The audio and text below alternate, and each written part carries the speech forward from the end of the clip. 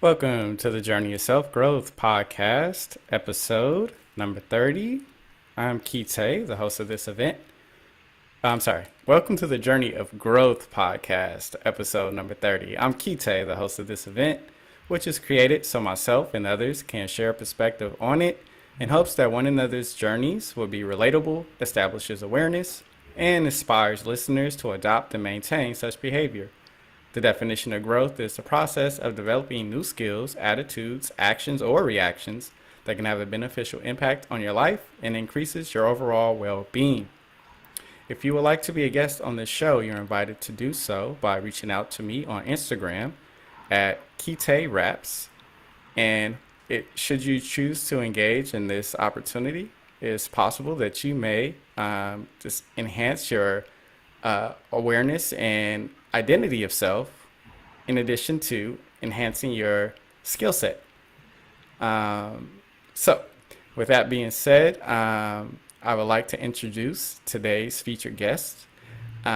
She is a friend of mine, and her name is Miss Francesca Marie. Hello, Francesca. How are you? I'm so good. How are you, Kite? I'm doing well. I appreciate you asking. And for those who are unfamiliar with you, what can you tell me about yourself? Well, I was a student at UC Berkeley until last year, so I'm based in the Berkeley area. And I studied science, but in all my other free time, you can find me playing guitar and songwriting and getting really into the local jam scene and all of the amazing open mics that you can find in the area. So Berkeley has been very wonderful to me and really helped me grow as a singer. Wow, I'm glad you had the opportunity to experience some of the local venues and events that are musically related in Berkeley. I hope you'll be able to experience more of those, which I'm also familiar with. My next question is, what would be your perspective on the concept of growth? Yeah, I think especially when it comes to music, growth, I think, comes from change. At least for me, it's come from change.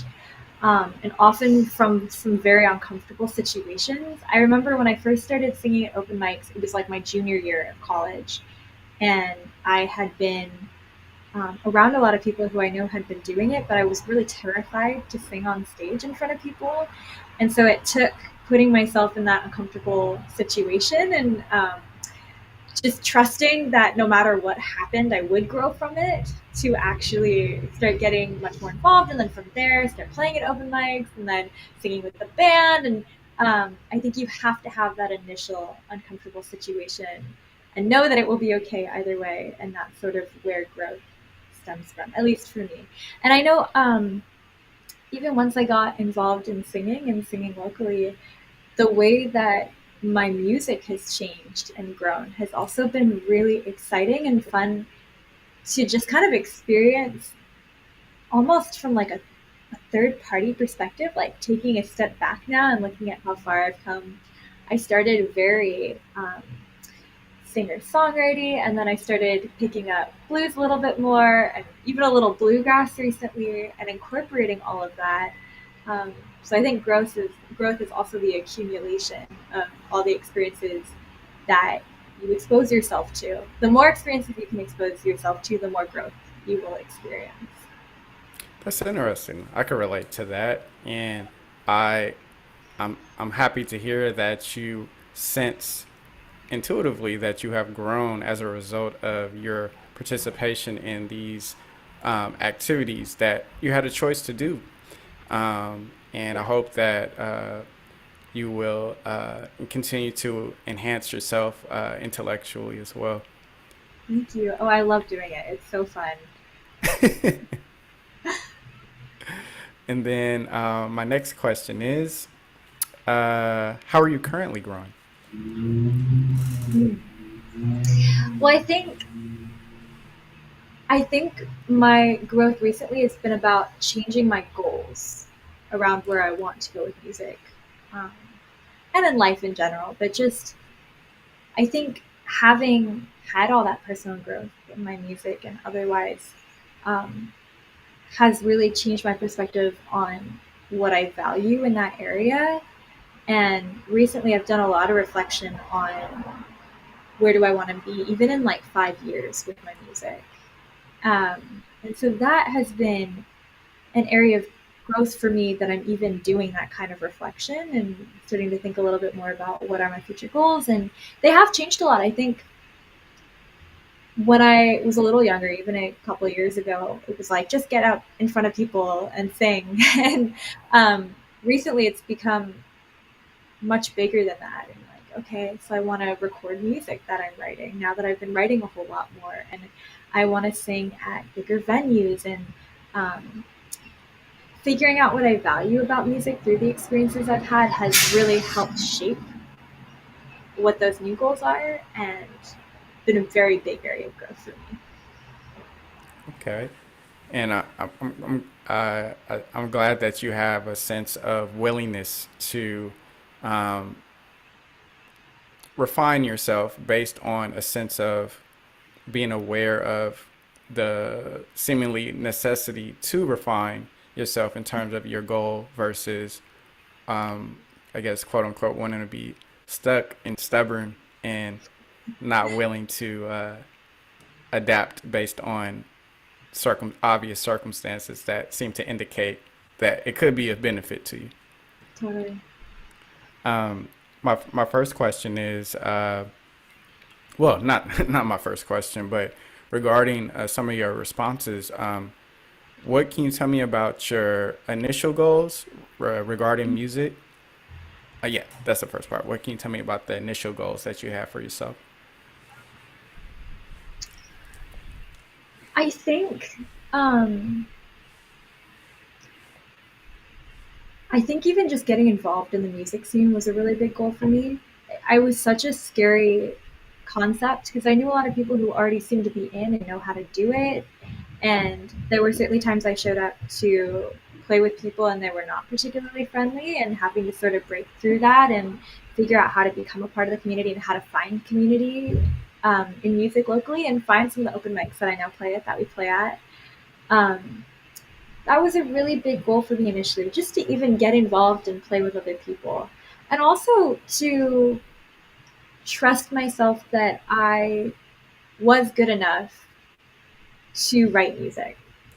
Like it didn't all have to be amazing, but I had to convince myself that some of what I was putting together, it didn't matter even really how good I thought it was. I just had to trust that, it's enough and just right. And that was a really big goal for myself. That's kind of Hmm. where I started from. Okay. And the reason why I asked that question is because later in your response, you said that you chose to do some refinement in terms of your goals regarding music. Yeah. And so, what can you tell me about how you refine these goals for yourself? Well, I think as I've started playing a lot more with people, um, it's become significantly less stressful, and my goals around it have been to get good enough, not to get really really good, but to get good enough to be able to have fun playing with people and not be worried about it. And I obviously have a wonderful time whenever I play with people, but I still get kind of nervous. And my only real goal is to get good enough so that I can make music with people. There's no like larger I want to be famous or something like that. It's really just about being able to produce music that we can all share together. And I really did sort of gain that goal through the experience of performing with other people and realizing how much I loved it. Hmm.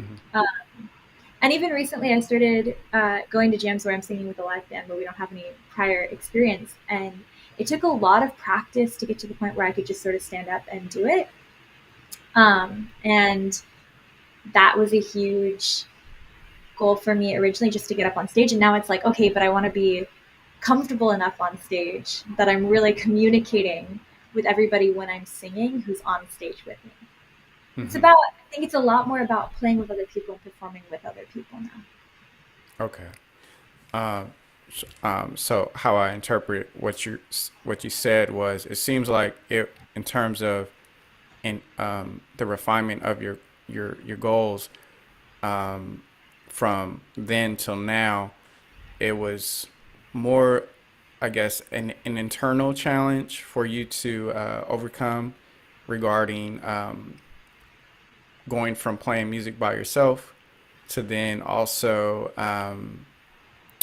working with others, Yeah. and seemingly based on, I guess, experience, um, you needed to sense that you were playing at a skill level that was quote unquote good enough Yeah. to be involved with others. Is that an accurate interpretation? Yeah. Definitely. Okay. Um, and I think what else I want to ask you? Well, what can you tell me about your first performance live? I was shaking like a leaf. Hmm. I do still shake a little bit when I sing because I get really nervous. But I was sweating bullets. I remember I couldn't hear myself because I'd never sung into a mic like that before on stage, where you have speakers pointed back at you. It was like weird. I could hear myself, but I couldn't hear myself because it sounded so different than I thought it was supposed to sound like singing into a mic. And I just kind of raced through the song, but about halfway through it, I experienced something that I call like dropping in now, where it's like all of the nerves go away, and you have this moment where suddenly you're just playing the song, and you start enjoying it. You're like, oh my gosh, I love this song. That's why I'm singing it. I love it, and I want other people to experience it and love it as much as I love it. And once that happened, I got through the rest of the song, but I remember thinking, okay, that's the feeling I want again next time I perform, because people really enjoyed the song. It's a great song. I played "Angel from Montgomery" by Bonnie Raitt, which is just a phenomenal song. And so that was why I went back, is because of that drop in.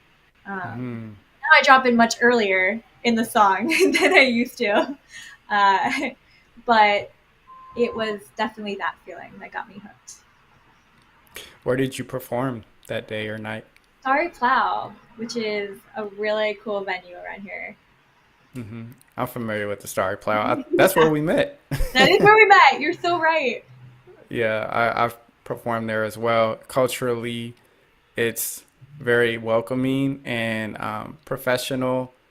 I've Definitely. established a lot of relationships there, and I enjoy a lot of the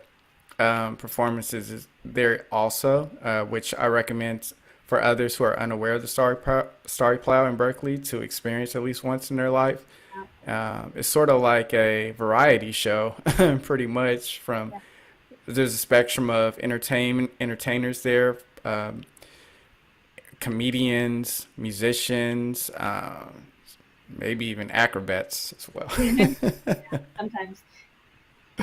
Yeah. I haven't been there in a while, but do you know the day and time that the open mic is available? It's every Tuesday, and signups are from 7:30 to 8 o'clock, and then the show starts right at 8 o'clock. Okay, cool. I appreciate you sharing that so other people can hopefully become aware if they want to showcase their skills and Yeah. talents. Oh, totally. Absolutely. Regarding your fear, I guess, I think you said it's fear of performing on stage, or even going back to the part where there was some apprehension with you having to decide if you wanted to initiate writing. Yeah. Was that apprehension or fear based on external experiences, or was it something that you had initiated within? That's a great question. I think I think it probably came from within. This is a good question. It's a kind of a deep question. Very strong thing to feel, to be afraid to get up on stage. I think it comes from feeling like I care so much. Like I know that I can do the song in a way that people will enjoy and appreciate, and we can all have this shared experience together if I do it right. And I don't want to mess that up. Mhm. If that makes sense. I think maybe initially when I first started, it was a little bit of like, oh, I don't want people to laugh at me. But actually, it's much deeper than that. It's about like knowing that it can be something really special and meaningful, and knowing that it's a present time thing that you're creating that's very, very special, and wanting to make sure that I don't mess that up, that I give it all of the energy, and um, I do by that moment the best that I can, so that we can Mhm. all enjoy that music together, if that makes sense. Yes, yes. It seems like what you're saying is um, when you choose to perform, there's a hope that you will perform the song efficiently and accurately versus Yeah, um, doing some like hiccups like forgetting the lyrics or totally. missing a string on the guitar. But it's funny because as I've started singing more blues, like blues doesn't care about any of that stuff, and it's very freeing because you get up there and you forget the lyrics and you literally just make them up. People will get up on I'm genuinely people will get up on stage and they'll have no idea what they're about to sing, and they'll just start singing stuff, and it sounds fantastic. And so I think part of my growth as a musician has come from trying so many different genres and learning a lesson from each of those genres. And from blues, I think that actually helped a lot with my stage fright, because I just, you can mess up and still have it be extremely special. Like it doesn't have to break the moment when you mess it up. Hmm. Yeah, I could relate to that, and I think too when it comes to expressing yourself, for me, I it doesn't seem like one could really mess up when it comes to expression, and I think about someone who is a painter and they're painting the picture, just freestyle, freelance, and if you're doing that, like, and someone were to see that painting, could they really tell you that you messed it up? Right. I think hopefully people would appreciate you just choosing to establish yourself in the expression in itself Yeah. versus not doing anything at all. Yeah, and I think it's so much more about like what energy you put into that picture or that song, and if it's authentic. Because if it's authentic, I think that's really what matters. Hmm. I think what helps me to overcome fear at this point in my life is valuing external indications, Mm. because I think indicators are vital in terms of how I choose to interact with the world. Because if there's an indication that I should conduct myself a certain way, then I will do so. Yeah. But if there's no obvious indicators that um, are guiding me to conduct myself or move a certain way, I think it's then up to me to be intuitive about how I assess the circumstance or the situation or the room, Yeah. And so like I've performed on stage as well, and I think there's been times where I fell into the temptation of um, trying to predict how someone would react to me rapping a song or even Yeah. trying to sing a song. But I think even if I chose to do so, that prediction may not even come to life or manifest. Yeah. So unless there, and I like to use the analogy of like a storm. And I think where you and I relate is I also appreciate nature. I think nature has taught me a lot in my life. And when I think about the birds who are exposed to a incoming storm, the storm on the horizon, or even like the thunderclaps from the clouds, are an indication that probably the birds should start to migrate elsewhere. Yeah. But if the clouds are not evident or in the sky, then the birds are probably stay where they are and continue to thrive in that particular location. So that's what I take from that. How you your your um, your experience with performing on stage. How Yeah. relatable is that analogy for you? I like it. I think the nature is something that I definitely relate to as well, Hmm. and understanding. You know, it kind of feels like a storm when you're up there, Hmm. but you also get, as you're talking about indication, I think about like the audience and how much you communicate with the audience. And you can kind of tell it doesn't have to be like, oh, I'm doing bad and so people think I'm doing bad and I can see that on their face, but you can tell when people are disinterested, when you don't have them, you're not actually like singing to them, and you're not communicating with them. When you're singing, they're not picking up what you're putting down. And I Hmm. think it's also extremely evident when you are, because it's like you're just having a conversation musically with the audience.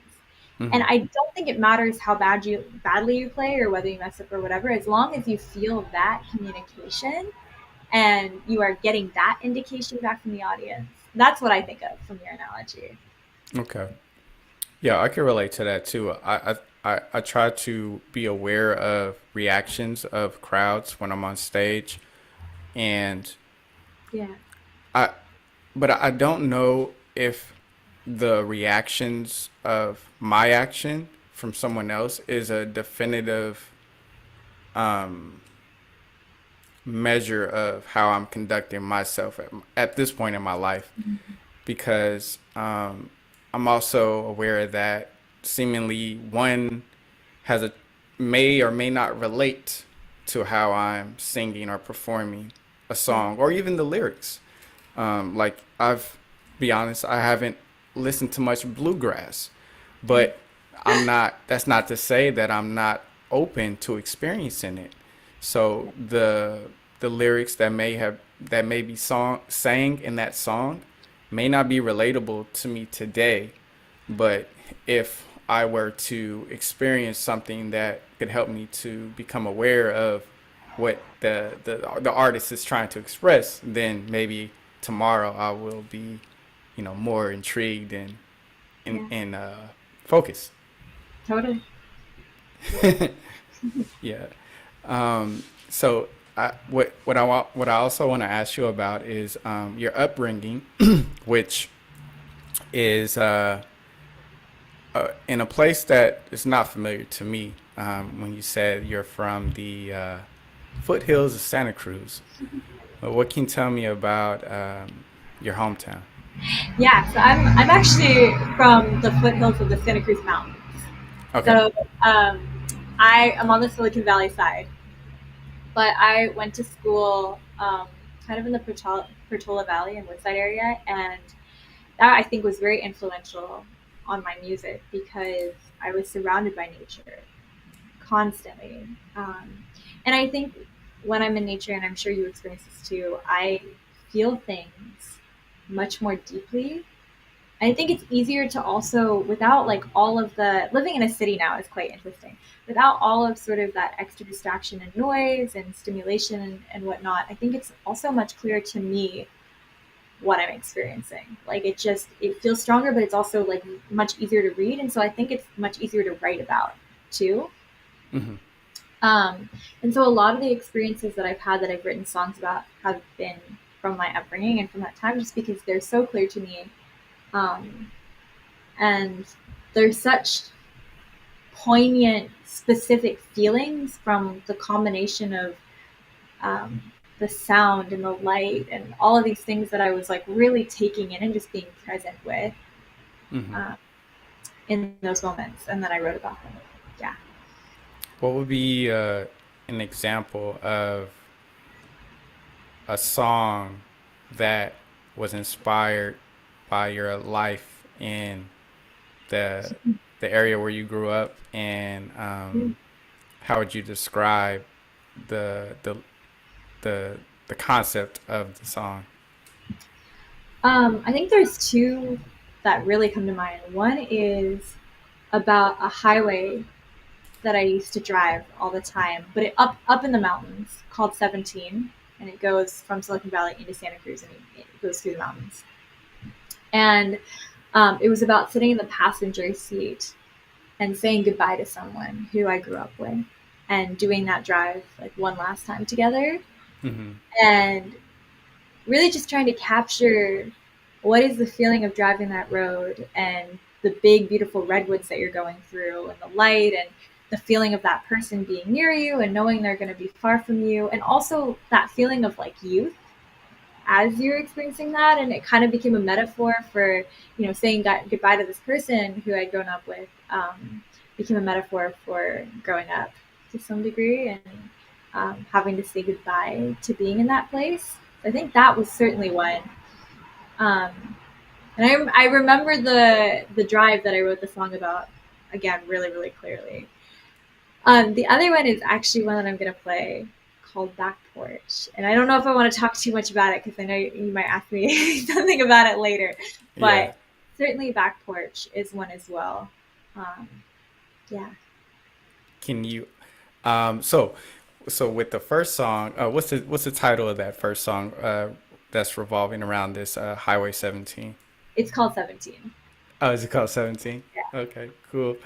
And for someone such as myself who hasn't grown up in a, I guess, rural or semi-rural area, based on how you provided the insight of that song, it seems that the the intimacy and intensity of a relationship with someone in that type of environment may be a little bit more enhanced than someone who is living in a city area, because you're it's like it's so much stuff to do in the city, so many things to engage in, other than like certain situations that seemingly come along with living in like that type of environment.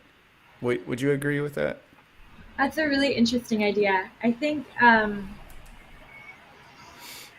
yes. For me to just kind of exist with this person in nature and hike with them and be in the mountains with them, and I think it provides an opportunity to get to know each other and talk much more deeply about things. And I think that nature means the same thing to this person that I wrote the song about as it does to me. And so there was like a really good understanding of each other because of that. And that is definitely captured in the song as well. Mm. Yeah, I I hope to listen to that song at some point because I like I like novels that are based around romance because it's inspiring to want to connect with people versus the culture of like promoting the division and rivalry. It's like it's not really attractive or appealing to me. Yeah. So when I think about like romance novels, it's trying to like nurture or cultivate the idea of having a long lasting relationship. And based on how you describe the song, this is what I think of when you talk about the song 17. That's cool. That's cool. Yeah. Um, and what do you enjoy about nature? I think it is the fact that I everything about myself becomes clearer to me. Like I can think more clearly, but I also because I'm experiencing things more clearly, um, and with less of like a cloudiness to them. It's just I feel more like myself, and I think I get more in touch with the world around me. Mm-hmm. Because I know like for me when it comes to going into an experience that I've never done before, I discover more about myself. Is there a particular experience where you were active in a like naturalistic um, event where you learned something about yourself? And if so, what would it be? Ooh. Um, I started doing a lot of solo hiking in the mountains when I was younger, and I think I learned that I enjoy my own company. That like I'm not lonely by myself, Mm-hmm. and it's because I think when I'm in nature, I feel like I get to know myself better because things are clearer and um, it feels like I'm walking with myself, if that makes sense. Rather than just like walking, I feel like I'm walking with myself. So I think I definitely learned through those experiences that um, I can be very independent and happy being alone. Mm, I can relate to that statement. And what you said, I said something similar in a previous podcast, and I think if you are at a place of being content with being alone, then I feel like you're in a good place. I Yeah, think if you're able to not be afraid to be alone, then I feel like you'll be able to perform as a individual independently with a lot of productivity. Because I think yeah, sometimes like I know sometimes for me I enjoy working out, and I know others who say like, oh, I need someone with me to tell me that I need to do X amount of push-ups or X amount of squats, such as like a fitness what are they call fitness instructors or something like yeah, that, yeah, something like that. or I need to go to boot camp in order for me to perform this exercise. I need someone to tell me to do this exercise, and I don't judge someone who chooses to do that.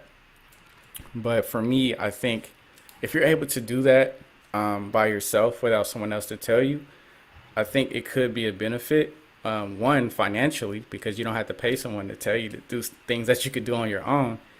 And two, I think you will be able to enhance your own self discipline by being able to willingly get up in the morning and go outside and perform these exercises without having to be told by someone else externally. So I can relate to what you're saying. Cool. So I love writing lyrics and I love original songs. Would you mind sharing with us and the listeners another title of a song that you've written, and what can you tell us about that song lyrically? Um, let's see. I wrote a song called Sweet Caroline. There's also another very famous song called Sweet Caroline, but it's not that one.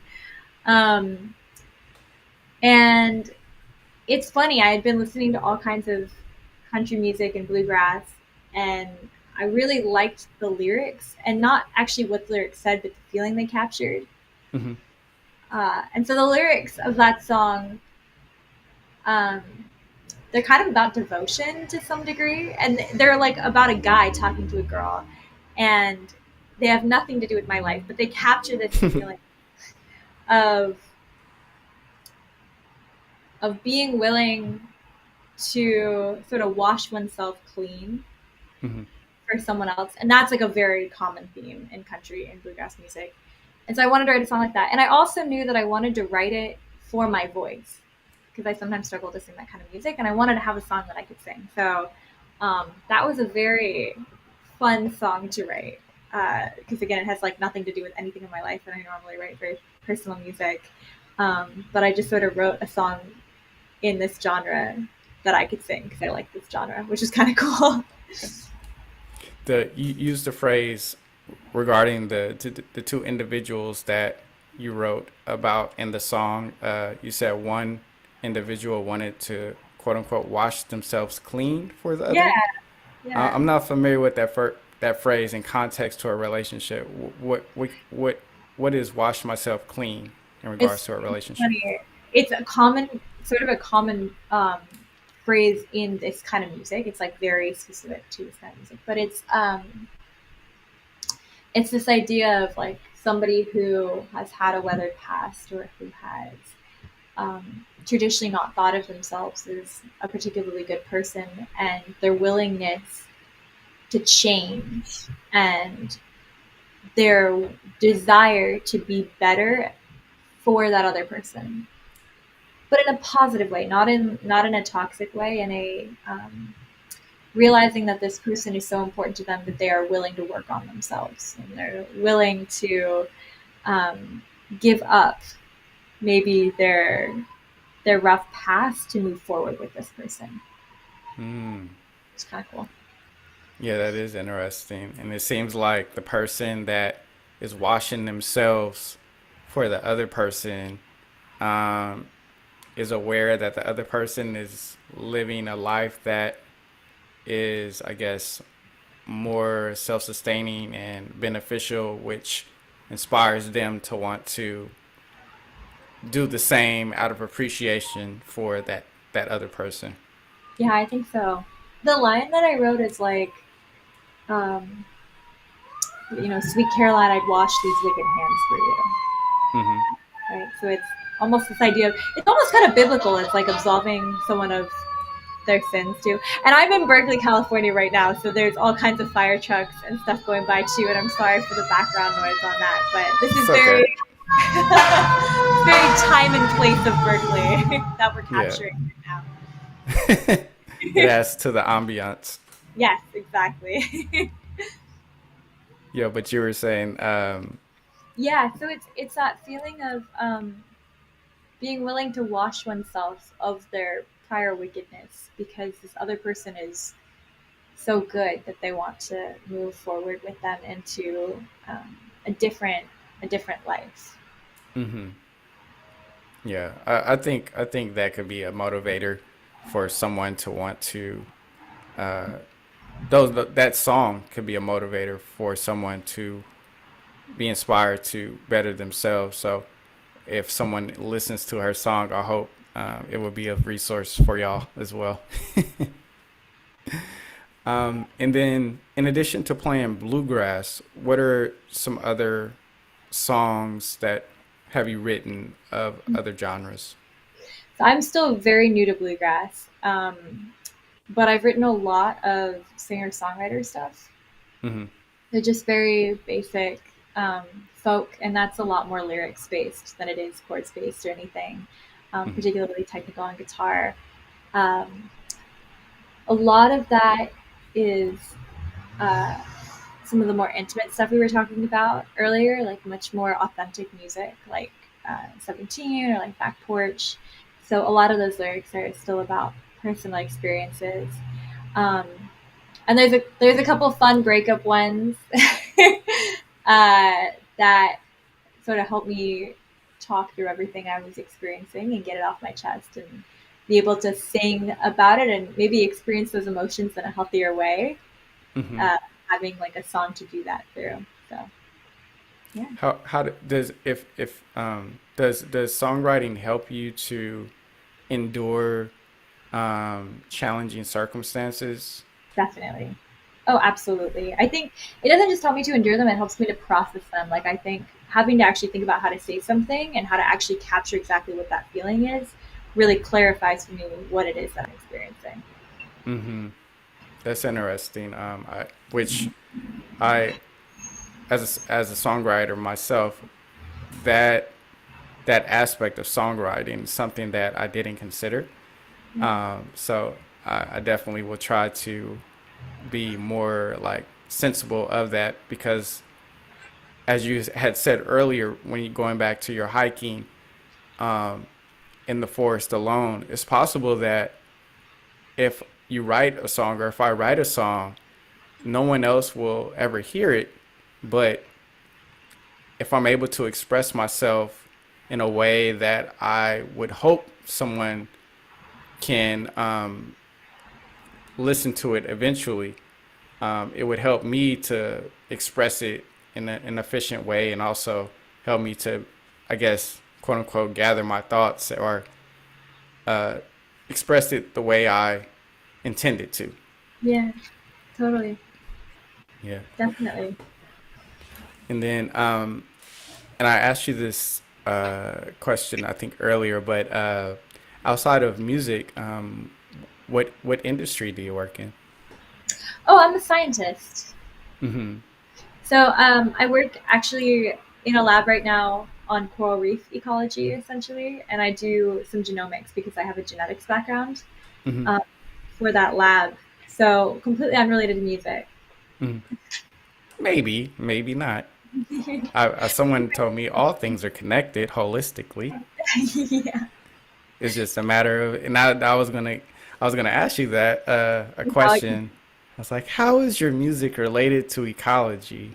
well, I think it's some of the things we already talked about where um, I love ecology because I love spending time in nature and understanding it more deeply. Mm-hmm. And nature is also, I think, what fuels a lot of the stuff that I write about and how I experience things. So there, I think the reasons that I love each thing stem from the same root. Mm-hmm. What inspired you to want to become a scientist? I think I've always wanted to do it. I really like understanding why things are the way that they are. It's funny. It's like music tickles one side of my brain that's very creative and um, in some ways also very mathematical, which connects to the science. And then science, I'm realizing as I'm talking about this, they actually do kind of share a lot of the same roots because science is also very mathematical at times and patterns based, like music is. Mm-hmm. Um, but it can also be very creative when you're designing experiments. So maybe they're more connected than I thought they were. I'm glad I asked you the question. Yeah. I like science as well. I think what intrigues me about science is outcomes based on the, like you said, the experimentation of creating a an like a project and the uncertainty of what may result as a result of you trying something new and different. Yeah. And like I remember in I think it was middle school in my science class, we mixed colors. And when I realized when you mix green with yellow, I mean, blue with yellow, it makes green, and seeing that outcome, it was just so like surprising and Yeah, you're exciting to thinking see. why, right? And I was Yeah, like, wow, I didn't know this. And had I not, chose to like participate in that experience, I probably wouldn't have never known this would be the outcome. And as a right. result of seeing that outcome, it motivated me to want to try new things and mix other colors as well. That's cool. Yeah. Um, and alternatively, I know some people who have um, participated in experiences with the theory that they would enjoy the process of a specific profession only Mhm. to discover as they were in that profession that this was not something that was appealing to them, which resulted in them to disengage in that experience and hopefully in hopes that they would find something that they would enjoy and fulfillment. When you were going to school and learning about how to be an ecologist, what were some indications that you were on a path of fulfillment and happiness? I think just the fact that I didn't want to do anything else. Like I was very focused on it, and I wanted to spend my time reading papers. Like, what was the thing that I was gravitating towards when I had free time? It was that. Um, Mm, and so it was, I think also though, feeling like there was, for me, I'm really interested in climate change mm-hmm, um, solutions for species that are endangered by climate change. And mm-hmm, so I feel like there was an overarching goal in mind or a larger purpose to what I was doing also really drove me. mm-hmm. Yeah. I can relate to what you're saying regarding that. I subscribe to National Geographic, and I was recently reading an article about some species in New Zealand that were exterminated or were unable to survive the Yeah. time of colonization. And when they showed photographs of these taxidermied species, which range from like hundreds of different species within that country, it was kind of sad to see like these animals um, in that form, and also know that I may never get a chance to experience like seeing these animals living if there's not a way to revitalize or bring them back from extinction, such as using like DNA or cloning. So based on that exposure to seeing those animals, it definitely it inspired me to try to put forth efforts to conserve the climate and the environment that we currently have, so that our the current animals that are living won't go extinct. Yeah. Definitely.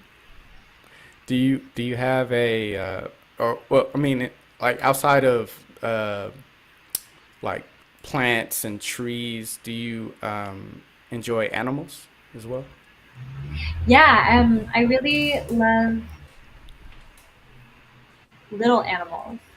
Like uh, I think there's a lot of very overlooked amphibians in California that are really cool, like endemic species that only are found here. Mhm. And same with birds. I love birds. So all kinds of animals that I think typically are not so charismatic, like when you're not thinking about deer, things that like everybody loves, um, can be really really cool and really round out the ecosystem.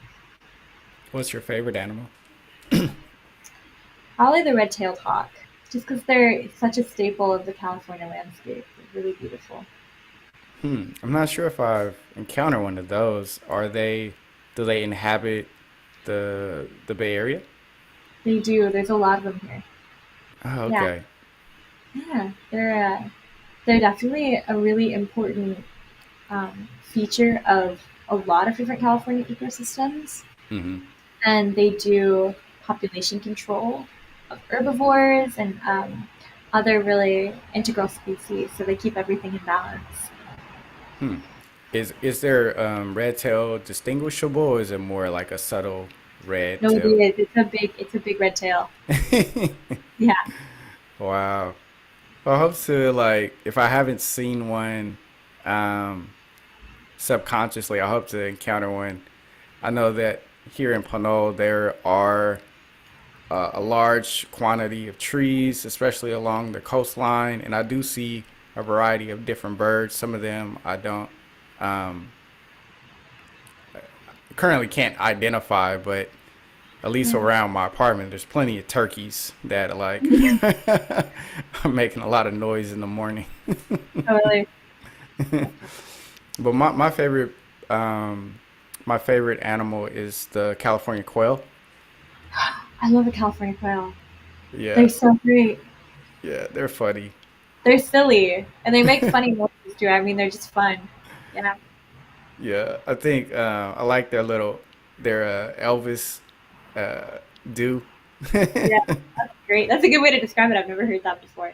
Yeah, and I think they kind of like walk like with a little swagger too as well. Yeah. I would say that they look like they're going to like their third husband's um like funeral. Wow. Yeah. So, regarding you living in Berkeley, is this a place? How settled are you living in Berkeley? I've been here for my entire undergraduate education, and then for this last year, so I've been here for 5 years now. I'm Hmm. pretty stoked. Yeah, it's a really cool spot to be, and there's an amazing music scene here, just in general. It's very cool. What are some venues or locations for those who are unaware of such places in Berkeley? Would you recommend people visit? Definitely Fairy Plow. Um, Kava Kava, or sorry, Mellow Mellow Kava Bar used to have some good stuff. Right across the bay in SF. It is SF, but it's so close. It's the Utah. That's a really good spot. Eli's Mile High Bar in Oakland is a great blues spot. Trying to think where else. There's the Fireside Lounge in Alameda, and then I'm Mhm. still learning about new ones all the time too. They're everywhere. One place in Berkeley that I would like to visit, which I go past like pretty frequently, is I think it's called Ashkenaz. Is that what it's Oh like? yeah, Ashkenaz is great. That's a good spot. Yeah. I don't know if they have open mics, but they are a really good music venue. Okay. What Oh, what and what? also just before I forget, Freight and Salvage also does open mics every couple months, and they're really good too. Okay. Is that in downtown Berkeley also? Yeah. Okay. Yeah. I think I've walked by there too when I was in Berkeley, but I don't think I've been inside of it. Yeah.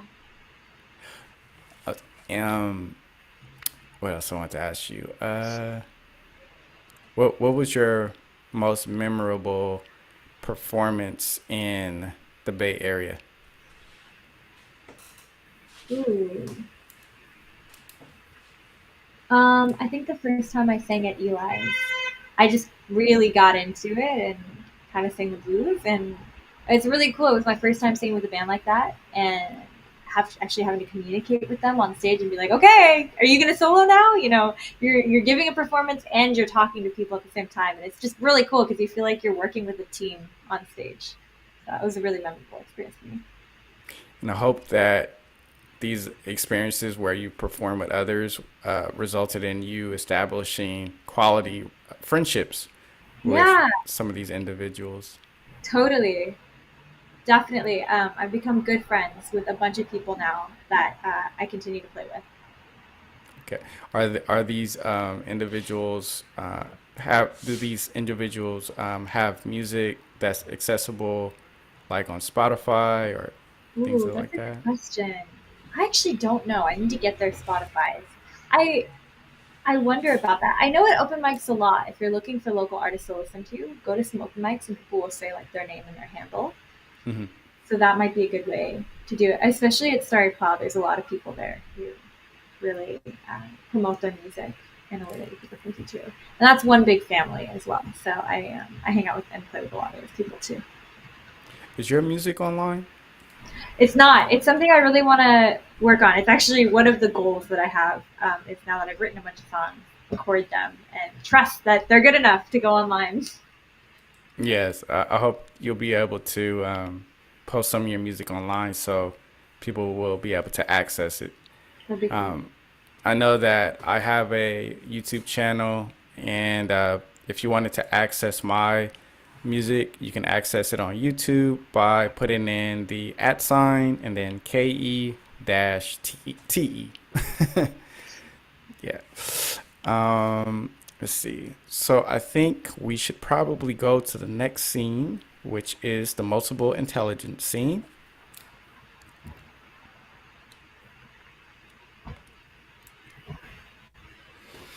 Okay, so this is the multiple intelligence theory scene. And also, by the way, for those who are tuned in, if you would like to comment and ask Francesca and I any questions, you're invited to do so, and we'll try to respond to those at the appropriate time. But for those who are unfamiliar with the, hold on, for those who are unfamiliar with the multiple intelligence theory, there are two popular theories. When it comes to intellect, there are two popular theories. One is more adopted than the other.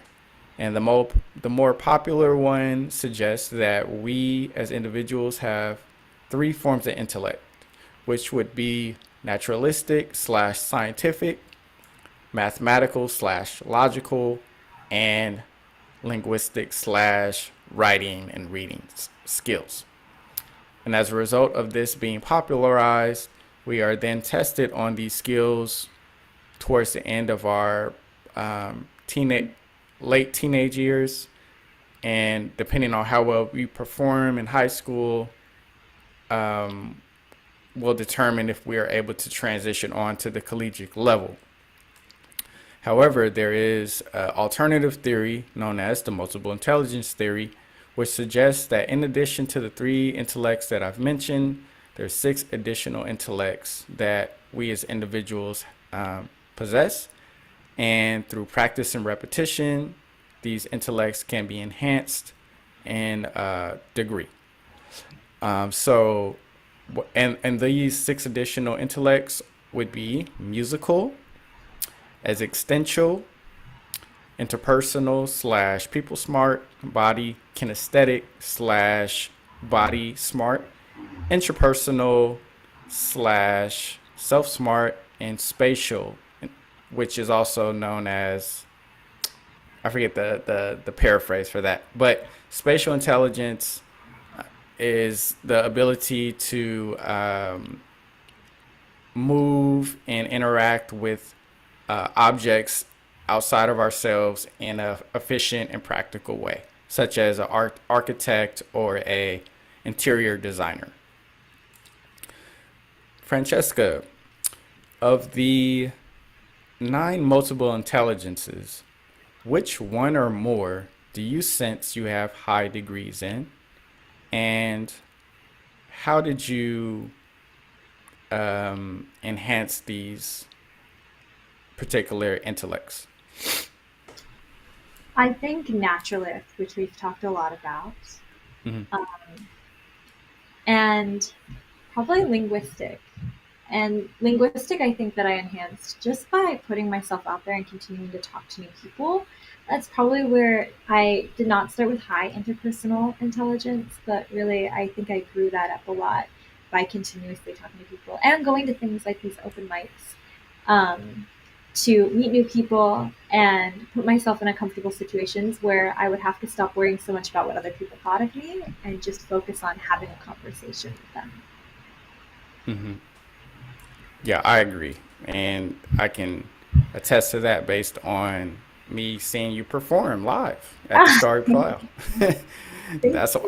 That's why I approached you, because I appreciated your performance. And for me, from my perspective, I sense that you do have a high degree of musical intellect, both vocally, um, linguistically with your writing, and performing with your guitar. Thank you. Yeah. Are there any additional intellects that you sense you have uh, degrees in? I think if anything, I actually have really poor logical and mathematical, Mm-hmm.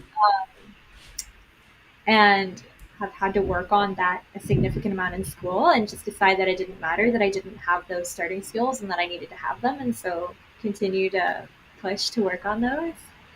And I think also maybe interpersonal, where I doubt myself a lot and have had to work really hard to learn how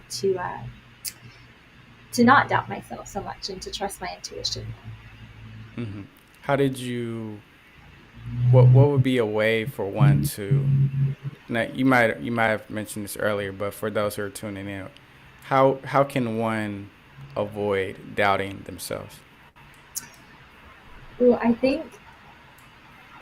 I think you do things anyway, despite doubt, to the point where you realize it's okay, and then you Mm-hmm. stop doubting yourself because it's been okay enough times that in practice rather than in theory, it works out fine. Mm-hmm. From my perspective, when it comes to doubt, I think the solution is initiating, initiating an act, because it seems that one can fantasize about doing an act where alternatively you can actually do the act. Yeah, right. For example, I can think about getting a job or exercising, but that's a totally different experience from actually working or working out. Yeah, And so I think it may actually, like, fantasizing or thinking about may actually result in someone doubting themselves because they're not actually doing the act. yeah, Because if you're internalizing versus actually externalizing your efforts, it could end up just becoming a spiral or a rabbit trail of possibilities that you're not knowing the outcome of because you're not actually engaging in that experience or activity. yeah. It No, seems. definitely. Yeah. And then let's see. How did you how would you suggest one to enhance their naturalistic intelligence based on your experience? Ooh, figure out first what you're good at and put time into that, and put more time into that than you put into the things you're not good at. Hmm. Yeah. I think the idea of hiking might be um, not attractive to some people because I know I know some of my friends when I proposed to them the idea of going camping, Yeah. their follow up question would be, is there going to be a shower or a bathroom or a cabin at the Grateful. campsite? Yeah. And I I'm think just like, put mm-hmm, yourself out there and initiating, like you were talking about, mm-hmm, for sure. Like just doing it and get comfortable with being uncomfortable. mm-hmm. That's what it takes. And I think in fairness to for people who may question going into an unknown situation, Yeah. I think universally or spiritually, the universe or God wouldn't want me to go into an experience where I would be in a dangerous situation or in a situation that could cause me harm. And this is why, when we were talking about earlier about indicators, it's important to be aware of indicators that would suggest if I am considering doing something that I've never done before, hopefully there would be an indicator that would guide me to not do so. But if there's no presently no indication that what I may be doing is going to be of harm to me, then like you said, I think it's okay to just try it and see what happens as a result. Yeah. Like with my friend who said like, well, I'll go camping under the condition that there's going to be a cabin at the campsite. In my mind, I'm thinking if you go into the cabin while everyone else is outside, that doesn't seem like you're camping. It's basically like you're at home in the forest amongst trees. Yeah. And like when we go camping, we do research. Like one of the things we look for is like, is this campsite frequented by bears? Is this campsite like does it have like dangerous predators in the area? If it is, which will be indicators, we're probably not going to go to that area. And we check out the reviews, which is accessible.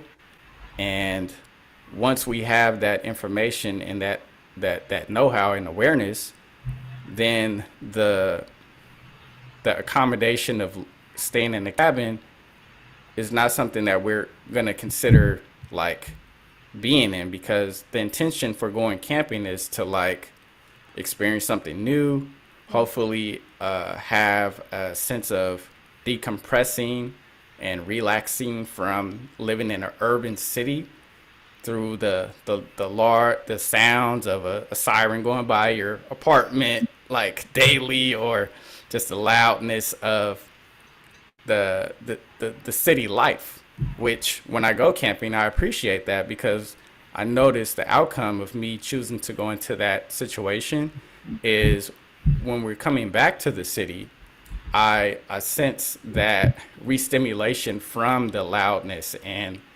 Yeah.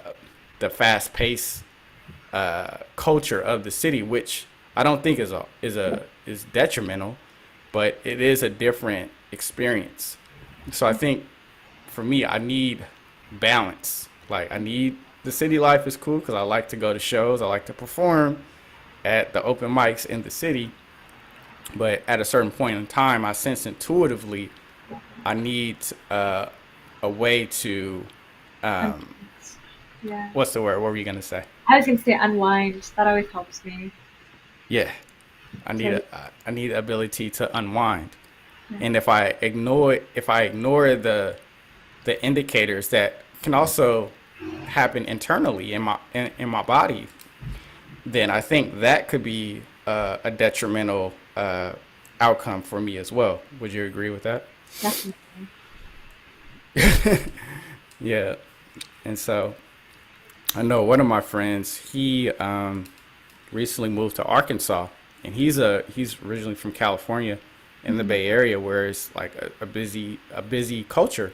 And so to live in a small town in Arkansas, it was a big leap for him and an adjustment because he was not being subjected to um, just a lot of quote unquote accommodations that come with living in a city. Like he told me when he made an order on Amazon, they didn't have same day shipping in, in his small town in Arkansas. He had to wait a couple of days, and he was like, "Wow, like if I was living back in Richmond, I could have this like within a couple hours, but now I have to make the adjustment or be frustrated by the fact that this is an experience that I chose to be in." But I think he's adjusted. He also said, like, in the town where he lives, on Fridays, businesses close at noon. Wow. So, like, if you're not, um, if you're not motivated enough to get into town before noon, then you may not be able to get the things that you need. Yeah. So that requires making an adjustment and being willing to be flexible. Yeah. Was that Yeah. kind of similar to growing up in the No, town where you're from? I was not as rural at all. I mean, I spent a lot of time in rural places, but my actual house where I grew up was much more, I think, like suburban and like wilderness interface. Mm-hmm. It was easy to get into nature very, very quickly, but no, it was not quite like that at all. Okay. Yeah. So it would seem you had internet access in your Oh yeah. hometown. Oh yeah. Yeah. Was it a how challenging was it for you to transition from where you grew up to living in Berkeley? It was challenging, certainly. I feel like living suburban and wilderness, like in that space, I grew to love nature very much, and it took me a while to figure out how to access nature here. Mm-hmm. Yeah. I'm glad you were able to make that adjustment. Mhm. Yeah. All right. We're going to transition on to our next segment, which is the interpreting expression segment.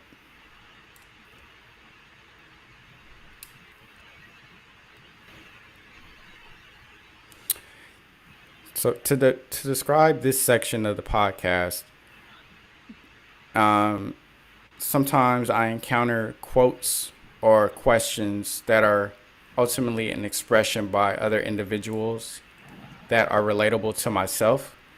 And I like to present these on the podcast in hopes that these expressions will also be relatable to listeners. And myself and the featured guest will share our interpretations of this quote. So hopefully that our interpretations will be a resource to the listeners as well as each other. And so today's interpreting expressions quote is: sometimes you bloom, others your roots grow. Both matter. So I will ask you, Francesca, how would you interpret this quote? I think it really comes back to everything we've been talking about. There are times where you are in really challenging situations and maybe you don't do your best, but they're critically important for all the growth that comes after that. And I think that those situations are your roots growing, and then all the growth and the experiences you get to have that stem from that maybe tougher experience is the blooming. Mm. Can you repeat that last part of your statement? Because I think I understood it, but just to reiterate, can you say it again?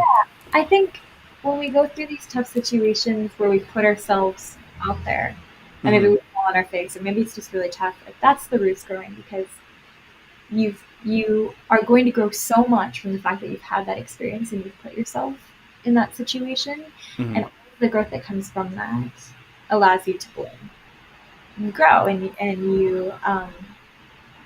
you then get to have experiences where you do it better maybe, and you really get to have that full experience, be really, really enjoyable. But you have to have initially put yourself in a very uncomfortable and sometimes a failed experience before you're able to experience that blooming. That's interesting. And how would you relate this quote to yourself? I think it relates to my music. I think it really has to do with the fact that, um, especially with the first time I got on stage, that was my roots growing.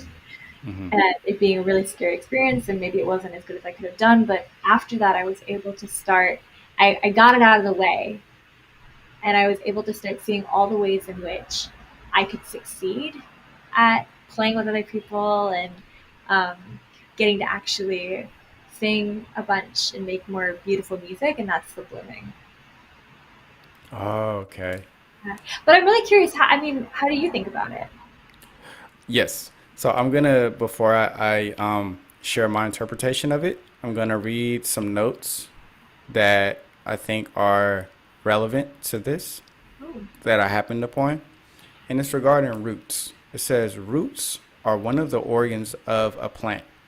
Roots also anchor the plant and help the plant survive periods with too much or too little water and nutrients. So going back to the quote. If the roots are an anchor and also seemingly a sustaining mechanism, they seem to be very vital for the growth of a plant, but also, or individual, but it also, without the roots being able to keep the plant upright, it cannot result in the blooming of the plant or the individual. And so, like, when you said when you're on stage, there was initial fear, which you could have chose not to overcome and simply stepped off the stage. And I think if you chose to do that, you would have not grown your Yeah, roots into that experience, totally.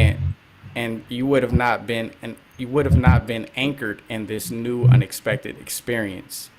And I Yeah, think as a result of you choosing to maintain and not run from that experience, you are now uh, able to become familiar with this experience, and it allows you to even grow your roots deeper into the this experience known as music, yeah, involving not only yourself but others who are of witness to that. yeah, Because if you chose not to do that, then it would be the experience would be superficial for you. And if something were to unexpectedly happen, if you try to like do it again, like let's say tomorrow after running away today, yeah, it's possible that you would do it again, such as let's say you're performing on stage and the microphone gets cut off. You could probably attribute that to some other like reason other than it was just simply an unexpected situation that was unrelated or had nothing to do with your fear from the day before. The day before. And so now that you have that experience and know like this was something external and this it wasn't something that I internalized in terms of my fear, I'm going to stay resilient and hopefully bloom in this experience through expressing myself as a performer amongst this audience. yeah, And I think also when it was talking about how the roots help to sustain the plant in times of harsh conditions, such as not having enough water or being watered too much. This, I like to think like that's a metaphor for you having the skills and the experience to endure something that was unexpected, which as these harsh circumstances due to your involvement in the previous experience as well. yeah, So, um, definitely. yeah, without you growing your roots in something that was unfamiliar with you, you probably wouldn't be prepared to deal with something that is extreme today, Yeah, yeah, and I think also when it comes to the blooming aspects, which I was focusing more on the roots. When I think of like blooming, I think of like the intention to um, reproduce or thrive or um, continue on, because the roots are, they're not seen. They're subtly they're not seen by the people, like, but they're still growing, but like we could see the flowers open up. Like when I grew up in El Cerrito, there was like these yellow flowers that would close at night but open in the morning. And I think the blooming makes it there's a purpose for the blooming. Like it's a resource for other people as well. Like the honeybees, when the flower opens up, the honeybees are able to access the pollen, and there's that can be an establishment of a relationship. So Yeah. without you expressing yourself and being compared to alternatively being afraid and not performing on stage, you may not develop a relationship with people that can relate to your expression or your blooming, which they would appreciate. Yeah. And so you had said earlier, it seems like the byproduct of you performing on stage was you having opportunities to perform with other people who you now have sustainable relationships with, which you also appreciate. Yeah, definitely. That's really true and very insightful. Yeah, thank you. I'm glad you're able to relate to my interpretation, as I was able to relate Yeah. to yours as well. Wow, cool. Yeah. All right. So, um, well, I probably would elaborate more on this quote.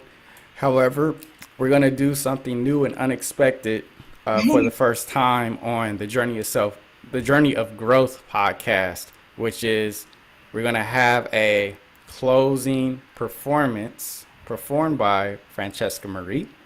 So I hope everyone will enjoy that. I'm gonna go back to another scene so you can see her more clearly. Yeah, it got really dark in here, huh? Yeah, if you Very need to turn on moody. the light, if you need to turn on the light, you could do that before we It's good start. for the song. It's a good mood for the song to be in. Okay. Okay. The song is called. I'm gonna bring it up. The song is called "Back Porch." So, Francesca, are you ready? Yeah. Okay. The floor is yours.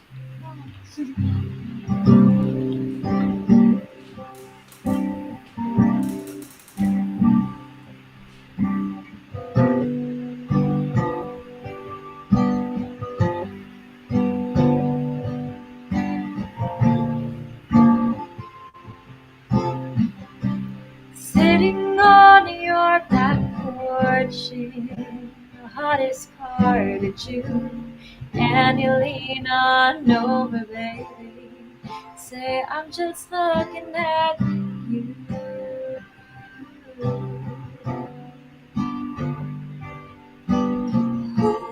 Ooh, I'm looking at you.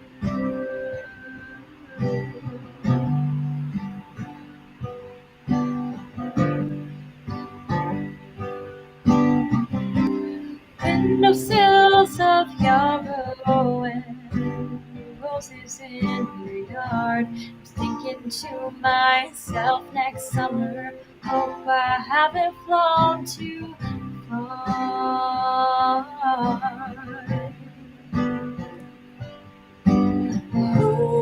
Ooh, away from you.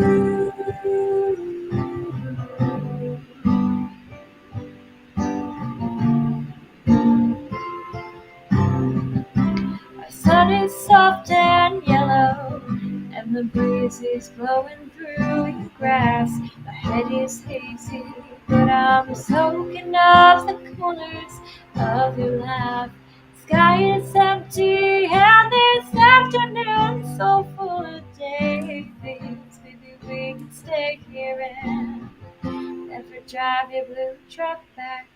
Maybe this could never be the past.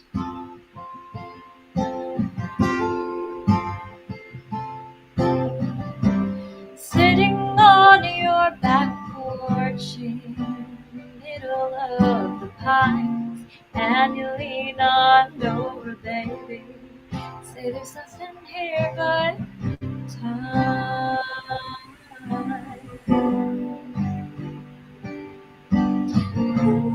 Ooh, when I'm looking at you.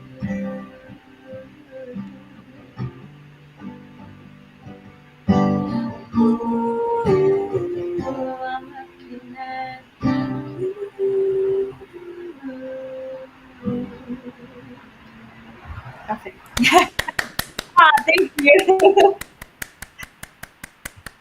Thanks so much, Peter. I enjoyed that performance, Francesca. I hope others are enjoying it as well. Cool.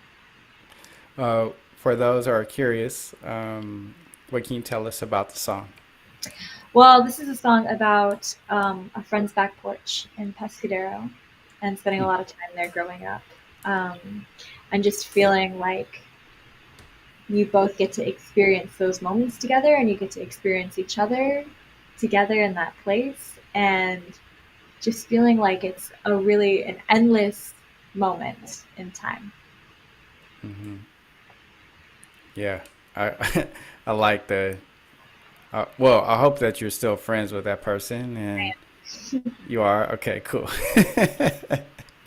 And I hope the relationship will be a lifelong relationship. And because for me, I think relationships can be supportive, or they can also be enabling. And I think for those relationships that are supportive, I tend to appreciate more because those relationships are the ones who are those individuals who are supportive will provide you with guidance and not tell you you're right when when you sense that you're wrong, right? They want to tell you the truth because they want you to be aware so that you can hopefully change and continue to grow as an individual. Yeah, And so I hope that person that you're alluding to in the song is supportive of you as well. absolutely. And I hope that you will continue to hopefully attract other individuals who are reflections of yourself in that regard. Thank you. Yeah. So we're going to conclude this episode, which is episode 30. Francesca, what would your parting words be? Just a big thank you, Kite. It's been a lot of fun talking with you. Yeah, it's been fun talking with you too. And I appreciate you being the first guest on the Journey of Growth podcast to perform Ah, live. gotta have more people do it. Yeah, I hope so. If you have any friends that um, may be interested in being guests on the show, please do inform them that the invitation is open, Will do. and hopefully they will grow in the experience as I am with you today. Sounds great. Cool. Well, I hope everyone will enjoy the rest of the night. I appreciate you all. Tune in for the next episode of the Journey of Self Growth. Um, Good night. Good night.